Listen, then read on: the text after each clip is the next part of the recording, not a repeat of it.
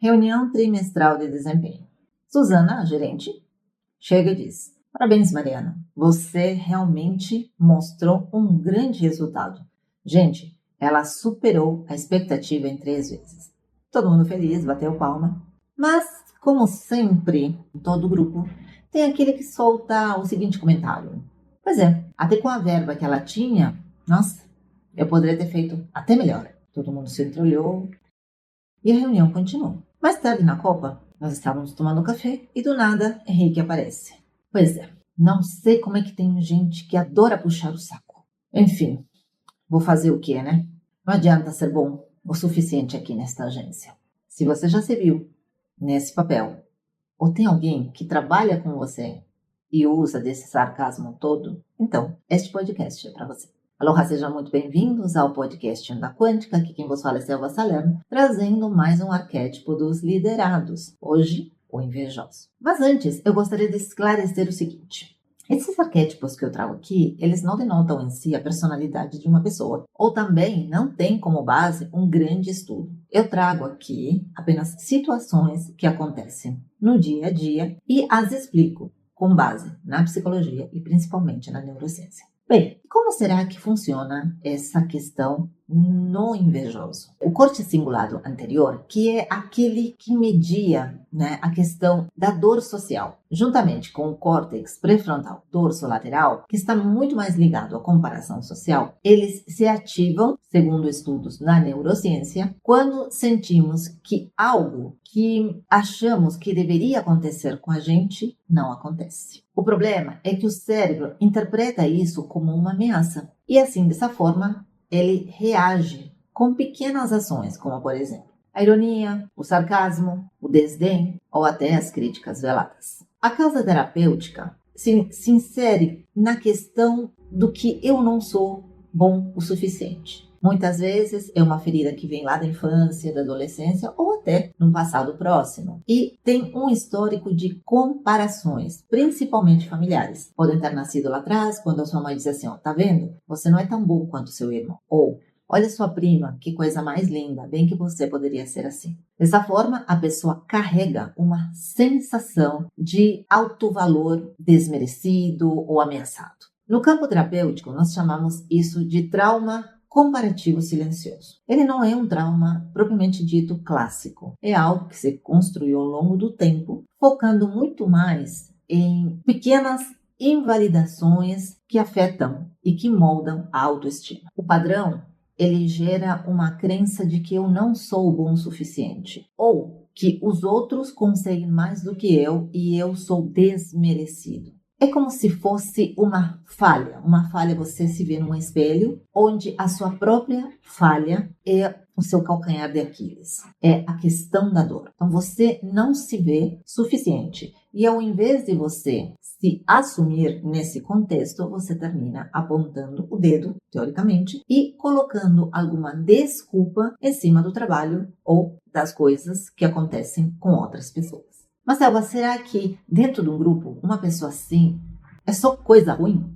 Não, não é coisa ruim, tá? O invejoso, assim como todos, tem o seu lado luz, o seu lado sombra, né? Tem os seus prós e seus contras. Geralmente, uma pessoa assim, ela é muito observadora. Então, ela tem essa questão competitiva muito mais apurada do que uma pessoa que não tem esse padrão. Além disso, ele pode muito bem se destacar nessa questão do estudo da concorrência. E, por conta da autoestima não tão elevada, ele tende a trabalhar mais para ser notado e ser valorizado.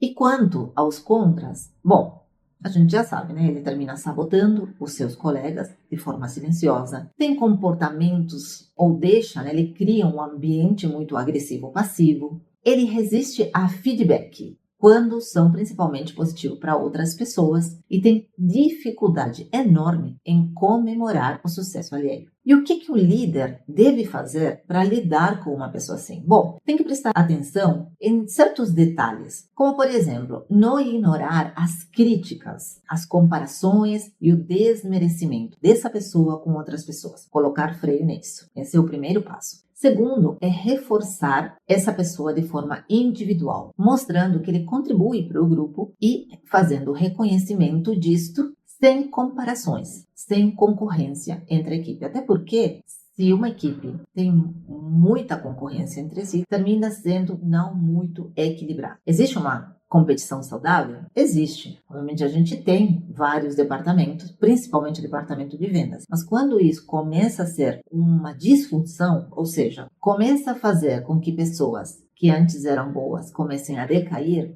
é porque a gente está tendo um problema sim. E seria muito interessante analisar todas as situações. Um bom líder faz isso. Evite favorecer ou superexpor outras pessoas, porque isso vai dar mais razão a quem tende a ser assim. É claro, você tem que parabenizar, mas sempre de forma comedida, colocando de forma equilibrada entre uma pessoa e outra. Não adianta você, como líder, sempre colocar uma pessoa em evidência. Você precisa fazer com que a sua equipe seja uma equipe, obviamente, bem balanceada. Trazer consciência durante uma situação assim como apresentada. O líder, nesse caso, deveria de perguntar para essa pessoa o que é realmente, qual que é o fundo de verdade que o está incomodando perante a situação de um colega ou perante qualquer outra situação que traga essa questão de desvalorização e concorrência, que muitas vezes está só na cabeça dessa pessoa, que ela não existe de por si. E por último, não menos importante, indique a essa pessoa que ela tem que se desenvolver de forma inteligente quanto às suas emoções. Um bom líder sempre coloca